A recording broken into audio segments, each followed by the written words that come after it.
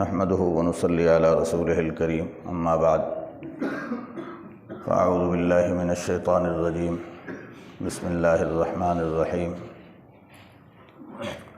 كتب عليكم اذا حضر احدكم الموت ان ترك خيرا الوصية للوالدين والاقربين بالمعروف حقا على المتقين فمن بدله بعدما سمعه فانما اثمه على الذين يبدلونه ان اللہ سمیع علیم۔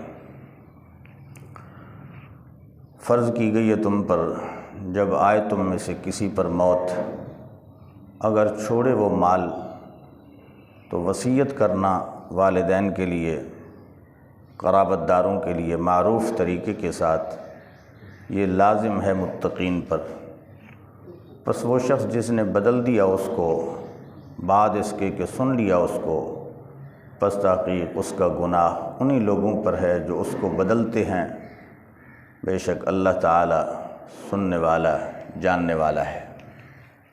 صدق اللہ العظیم وصدق رسولہ النبی الکریم ونحن علی ذلک من الشاہدین والشاکرین والحمد للہ رب العالمین۔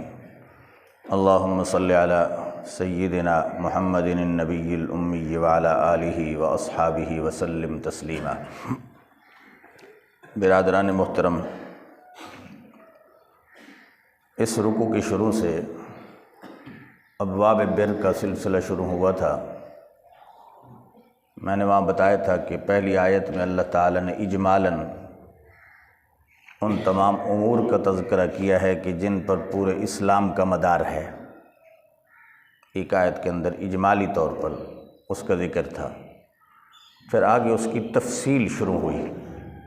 اس سے پچھلی آیت میں قصاص کا قانون بیان ہوا، اس کے متعلقہ امور۔ اب اس آیت کریمہ میں اللہ تعالیٰ ابواب بر میں سے دوسرا مسئلہ بیان فرما رہے ہیں، جس کو ہم اسلامی اصطلاح میں وصیت کہتے ہیں۔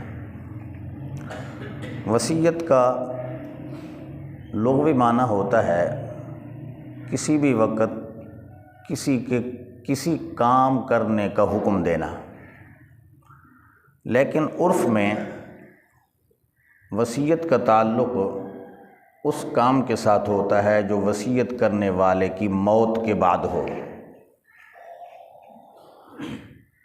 وصیت کرنے والے کی موت کے بعد ہو، اس کام کو قرآن اور شرعی اور عرفی اصطلاح میں وصیت کہتے ہیں۔ اب وصیت کا شرعی حکم کیا ہے؟ ابتدائی اسلام کے اندر وصیت کرنا اس آیت کے روح سے مسلمان پر فرض تھا۔ خاص طور پر جب ایک انسان پر اسباب موت، علامات موت شروع ہوتی اور اس کو یقین ہو جاتا کہ اب میں بچوں گا نہیں اس بیماری میں، تو اس پر لازم تھا کہ اس کا جو مال اور ترکہ ہے، میراث ہے، اس میں والدین کے حق میں وصیت کرے۔ وصیت کرنا فرض تھا۔ وجہ کیا تھی؟ وجہ یہ تھی کہ عرب کے ماحول میں جب ایک انسان مرتا، اگر اس کے ماں باپ بوڑھے زندہ ہوتے تو ان کو میراث میں سے کچھ نہ دیا جاتا۔ کون لے جاتا؟ صرف جوان بیٹے، بیٹیاں بھی محروم، ماں باپ بھی محروم، دوسرے رشتہ دار بھی محروم۔ تو ابتدائی اسلام میں یہ حکم آیا کہ جب ایک انسان پر موت کے آثار اور علامات شروع ہوں تو والدین کے لیے وصیت کرے، اور یہ فرائض اسلام میں شامل تھا۔ کچھ عرصہ تک یہ قانون رہا، لیکن جب سورہ نساء کی آیت جس میں اللہ تعالیٰ نے میراث کا قانون دیا، للرجال نصیب مما ترک الوالدان والاقربون وللنساء نصیب مما ترک الوالدان والاقربون، ان میں اللہ تعالیٰ نے آیات نساء میں، سورہ نساء کی آیت میں میراث کے قانون کے تحت والدین، انسان کی بیوی، انسان کا اگر عورت مر گئی تو اس کا شوہر، اسی طرح اس کے عصبات، بیٹے ہیں، بیٹیاں ہیں، ان کے حصص کو قرآن نے متعین کر دیا کہ کون ورثاء ہیں کون نہیں ہیں۔ اس لیے حضرات مفسرین فرماتے ہیں جب یہ آیت میراث نازل ہوئی تو اس آیت میں جو وصیت کی فرضیت تھی یہ منسوخ ہو گئی۔ اب یہ حکم اس وصیت کے فرض ہونے والا امت کے لیے باقی نہیں ہے۔ یہ حکم والدین کے حق میں خاص طور پر اپنا منسوخ ہے۔ اب اس نسخ کی دلیل ایک تو وہ آیت میراث ہے، دوسری بات یہ سمجھیں کہ ابتدائی اسلام میں ان قریبی ورثاء کے لیے بھی وصیت جائز تھی، لیکن حجۃ الوداع میں حضور نبی کریم صلی اللہ علیہ وسلم نے جب خطبہ ارشاد فرمایا، اس خطبہ میں ایک قانون ذکر فرمایا۔ توجہ کریں، میں بہت اہم مسائل ذکر کر رہا ہوں۔ حجۃ الوداع کے خطبہ میں رسول اللہ صلی اللہ علیہ وسلم نے یہ حدیث ارشاد فرمائی، ان اللہ آتا کل ذی حق حقہ لا وصیۃ لوارث، لا وصیۃ لوارث۔ رسول اللہ صلی اللہ علیہ وسلم نے ارشاد فرمایا، آیت میراث کے تحت اللہ تعالیٰ نے جو میراث کے حقداران تھے ان میں سے ہر صاحب حق کو حق دے دیا ہے، اب کسی وارث کے لیے وصیت نہیں ہے، وارث کے لیے وصیت نہیں ہے۔ اس قانون کے تحت حضرات علماء اہل سنت ائمہ اربعہ اس بات پر متفق ہیں کہ شریعت نے جن کی وراثت کا حصہ رکھا ہے ان میں سے کسی کے لیے اگر مرنے والا وصیت کرتا ہے تو یہ وصیت باطل ہے، یہ وصیت جائز نہیں ہے۔ کیوں؟ رسول اللہ صلی اللہ علیہ وسلم کی یہ حدیث ہے، حتیٰ کہ حضرت مفتی شفیع صاحب رحمہ اللہ لکھتے ہیں کہ یہ حدیث متواتر ہے، کیونکہ حضور علیہ الصلاۃ والسلام نے یہ حدیث اس خطبہ میں ارشاد فرمائی جس میں آپ کے سامنے سامعین کی تعداد 1.5 لاکھ کے قریب تھی، صحابہ کی۔ سب نے بطور قانون یہ حدیث حضور سے سنی، اتنے کثیر صحابہ سننے والے ہیں، لہٰذا یہ حد تواتر کو پہنچی ہوئی ہے۔ اس لیے اب اس پر اتفاق ہے امت کا کہ وارث کے لیے وصیت جائز نہیں ہے۔ 2 مسئلے۔ تیسرا مسئلہ وہ یہ سمجھیں کہ من وجہ وصیت کرنے کی اب بھی بعض صورتیں ایسی ہیں کہ جو جائز ہیں، یا بعض صورتیں ایسی ہو جاتی ہیں کہ جو وصیت واجب یا فرض ہو جاتی ہے۔ مثال کے طور پر ایک انسان پر کسی غیر کا حق ہے، مثلا قرضہ دینا ہے، اب بیٹوں کو یا گھر والوں کو پتہ ہی نہیں کہ اس پر یہ بندہ مقروض ہے ہمارا جانے والا، اگر ان کو علم نہیں ہے تو جو جانے والا ہے جس پر قرض ہے اس پر فرض ہے کہ وصیت کرے اولاد کو، ورثاء کو، کہ میرے اوپر فلاں بندے کا اتنا قرضہ ہے، یہ میرے مال میں سے ادا کر دینا۔ اگر یہ وصیت نہیں کرے گا تو گنہگار مرے گا اور اس کا حساب آخرت میں دینا پڑے گا۔ اگر اس نے وصیت کر لی یہ بری ذمہ ہو گیا، اب وہ حق اس وصیت کرنے والے کی جانب سے جن کو وصیت کیا ان کے کندھوں پر آ گیا، ان پر لازم ہے کہ میت کے مال اور ترکہ میں سے اس کا قرض ادا کریں۔ اسی طرح اگر اس کے پاس کسی کی امانت ہے یا حقوق شرعیہ میں سے کوئی حق واجب ہے، مثلا مالدار ہے، اس پر حج اسلام فرض تھا نہیں کیا، اب مرنے لگا ہے، تو موت کے وقت لازم ہے کہ وہ ورثاء کو کہے کہ جناب میری طرف سے حج فرض ادا کرنا۔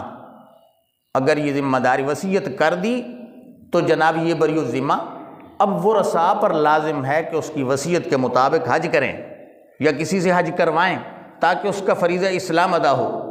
مالدار ہے، 2-4 سال کی زکوٰۃ نہیں دی جو اس پر فرض تھی، تو اس پر وصیت کرنا فرض ہے کہ جناب میرے مال کی اتنی زکوٰۃ 2 سال کی، 3 سال کی، 4 سال کی باقی ہے، میرے مال میں سے یہ زکوٰۃ ادا کر دینا۔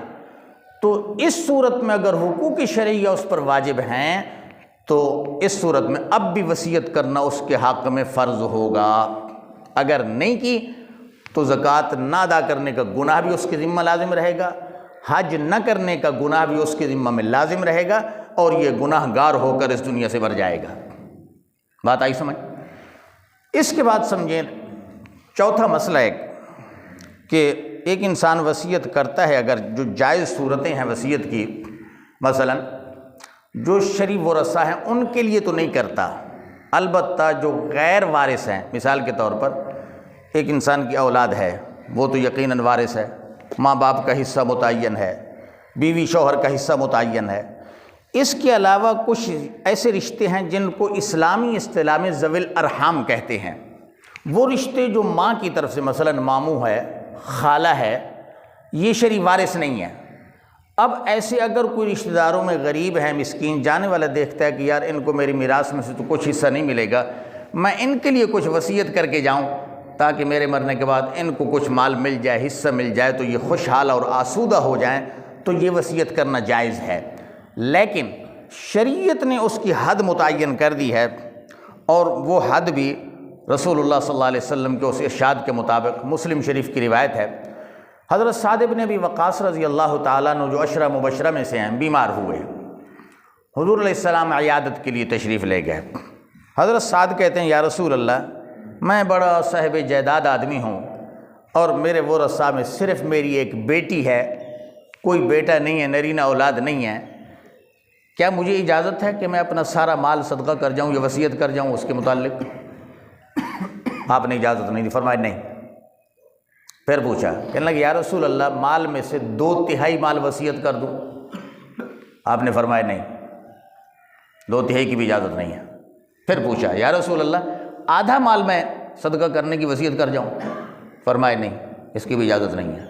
اب میرے بھائیوں دیکھیں، صدقہ کرنا اللہ کے راستے میں عبادت ہے، لیکن حضور منع کر رہے ہیں۔ پورے مال کی بھی اجازت نہیں دی، 2/3 کی بھی اجازت نہیں دی، آدھے مال کی بھی اجازت نہیں دی۔ پھر پوچھتے ہیں یا رسول اللہ، 1/3 مال صدقہ کر دوں؟ آپ نے خاموشی اختیار کی، اجازت دی، اور ساتھ یہ فرمایا، حدیث کے الفاظ ہیں وَالثُّلُثُ كَثِيرٌ، وَالثُّلُثُ كَثِيرٌ، کہ ثلث کی اجازت ہے، لیکن یہ ثلث بھی زیادہ ہے، یہ بھی زیادہ ہے، لیکن بہرحال آپ نے اجازت دی۔ اس حدیث صحیح کی وجہ سے حضرات ائمہ اربعہ، فقہائے امت، حضرات محدثین اس بات پر متفق ہیں کہ اب اگر کوئی مرنے والا ان غیر ورثاء کے لیے، اپنے رشتہ داروں کے لیے، یا رشتہ داروں کے علاوہ کسی غریب کے لیے، کسی دوست کے لیے، کسی اپنے صدقہ جاریہ کے لیے وصیت کرتا ہے تو اس کی وصیت جائز ہوگی، لیکن 1/3 مال یا اس سے کم میں۔ مثلاً اس کے بعد 3 لاکھ ہے، اب 3 لاکھ میں سے اس کی وصیت 1 لاکھ یا 1 لاکھ سے کم ہے تو نافذ ہوگی، اگر اس 1/3 سے زیادہ مال کی وصیت کرتا ہے تو وہ باطل ہے، اس کو حق شریعت حق نہیں دیتی۔ ہاں اس وقت دیتی ہے جب اس کے پیچھے ورثاء جو ہیں وہ سارے عاقل بالغ ہوں، جوان ہوں، وہ راضی ہوں اس پر کہ جناب آپ ہمارا جو حق کے وراثت بن رہا ہے، آپ اس میں جتنا چاہیں وصیت کر کے کسی ادارے کو دے سکتے ہیں، تو ان کی رضامندی کے ساتھ جائز ہے۔ ان کی رضا کے بغیر 1/3 مال سے زیادہ میں وصیت کرنا جائز نہیں ہے۔ ایک 5واں مسئلہ جو اس آیت کے تحت حضرت شاہ ولی اللہ سے محدث دہلوی رحمہ اللہ تعالی، اللہ ان کی قبروں پر کروڑوں رحمت نازل فرمائے، قرآن و حدیث کو عجیب انداز سے سمجھا ہے۔ فرماتے ہیں کہ قرآن نے ضابطہ فوجداری اور ضابطہ دیوانی، ان دونوں کے اصول فراہم کیے ہیں۔ پچھلی آیت میں جو قصاص کا حکم تھا، یہ قانون فوجداری کی بنیاد ہے کہ جس میں انسان کی جان کا تحفظ ہے، انسان کی جان کا تحفظ ہے، جس میں حفاظت ہے، قانون قصاص کے اندر۔ فرمایا یہ آیت جو وصیت کی ہے، یہ ضابطہ دیوانی کی بنیاد ہے، ضابطہ دیوانی کی بنیاد۔ ہمارے عدالت کے اندر قانون چلتے ہیں نا، فوجداری اور دیوانی۔ دیوانی وہ امور ہوتے ہیں جن کا تعلق انسان کی جائیداد منقولہ یا غیر منقولہ یا اموال سے ہوتا ہے، تو اسلام نے ہمیں وہ بہترین ضابطے دیے ہیں کہ جن کے تحت ہماری جان کا بھی تحفظ، نمبر 2 ہمارے مال کا بھی تحفظ، نمبر 3 ہمارے نسب کا بھی تحفظ، نمبر 4 ہمارے عقل کا بھی تحفظ۔ مثال کے طور پر قانون قصاص دے کر جان کا تحفظ کیا، مال کا قانون دیا، مثلا وصیت کا حکم دیا، اپنا میراث کا قانون دیا کہ کون کتنے حصے کا وارث ہے، کون نہیں ہے، پوری تفصیل بتائی ہے شریعت مطہرہ نے، یہ اموال کی حفاظت ہے۔ اور ساتھ یہ ضابطہ دیا لا تاکلوا اموالکم بینکم بالباطل الا ان تکون تجارۃ عن تراض منکم، کہ آپس میں ایک دوسرے کے مال ناجائز اور باطل طریقے سے نہ کھاؤ، ظلم سے، رشوت سے، چوری سے، ڈاکے سے نہیں کرتے ہو تو تجارت کے ذریعے اپنی ایک دوسرے کی رضامندی کے ساتھ ہدیہ ہیبہ کے قوانین شریعت نے بتائے ہیں۔ تو یہ اموال کے تحفظ کے قوانین ہیں، اور نسب کا تحفظ اسلام نے دیا کہ نکاح کا قانون دیا۔ آپ یورپ میں آج جائیں، ان کے معاشرے میں 80% سے زیادہ لوگ حرامی النسل ہیں، باپ کا پتہ ہی نہیں ہے۔ اسلام نے نکاح کا قانون دے کر پورے نسب کا تحفظ کیا اور عقل کا تحفظ کیا اسلام نے، اس کے لیے قانون دیا۔ مثلا شراب پہ پابندی لگائی، اس کے لیے حد متعین کی کہ جناب کوئی پیتا ہے تو کوڑے لگاؤ۔ کیوں کہ اگر ایک انسان شراب پی لے تو عقل مفتور، اس میں فطور آ جاتا ہے، عقل قائم نہیں رہتی، جس کی وجہ سے انسان کو صحیح معنی میں فیصلہ کر سکے۔ یہ وہ ہماری بنیاد ہے قرآن کریم، جس نے زندگی کے تمام شعبوں کے احکام بیان کیے ہیں۔ افسوس کہ آج ہم مسلمان اس قرآن کریم کے ضابطے اور قوانین کو چھوڑ کر یورپ کی تقلید میں لگے ہوئے ہیں۔ ہماری عدلیہ دیکھو، ہماری مقننہ دیکھو، ہمارے عام ادارے دیکھو، وہ قرآن کریم کے قریب نہیں آتے، حالانکہ قرآن یہ سب کچھ دے رہا ہے۔ شاید ان لوگوں نے بھی اگر آج کوئی ترقی کی ہے دنیا میں تو انہی رہنما اصولوں کی بنیاد پر۔ ہم نے ان اصولوں کو چھوڑا ہے، آج ذلت و پستی میں چلے گئے ہیں۔ ان لوگوں نے ان اصولوں کو اپنا کر دنیا کی ترقی کر لی ہے۔ اللہ تعالیٰ سے دعا ہے اللہ ہمیں قرآن کریم کے ان ہدایات کو سمجھنے اور ان پر جیسا ان کی روح کا تقاضا ہے اس کے مطابق عمل کرنے کی توفیق عطا فرمائے۔ وآخر دعوانا ان الحمد للہ رب العالمین۔